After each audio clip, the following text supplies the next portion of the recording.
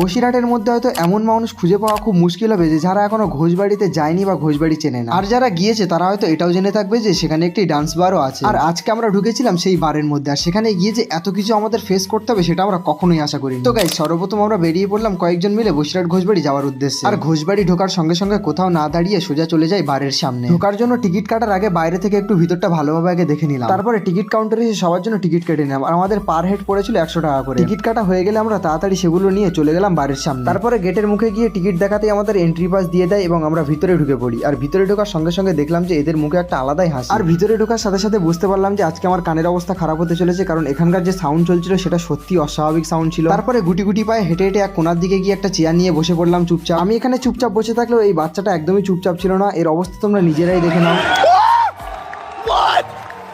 তারপরে ভিতর থেকে দুটো পেপসি কিনে আমরা দুজন মিলে খেয়ে নিই এবং খেয়ে নিয়েই বেরিয়ে পড়ি। ওখান থেকে তাড়াতাড়ি বেরিয়ে এসেছিলাম, তার কারণ হলো যে ওখানে বেশিক্ষণ থাকলে আমার কানের অবস্থা খারাপ হয়ে যাবে। তোমরা যদি কখনো এই বারের মধ্যে ঢুকে থাকো তাহলে অবশ্যই একবার জানিয়ে দিও যে তোমাদের এক্সপিরিয়েন্স কেমন ছিল। আজকের ভিডিওটা এই পর্যন্ত। যারা এখনো ফলো করেনি তারা অবশ্যই ফলো করে নিও, আর ভিডিওটাতে একটি লাইক করে দিও। দেখা হচ্ছে আবার নেক্সট কোনো ভিডিওতে। এখনকার মতো টাটা।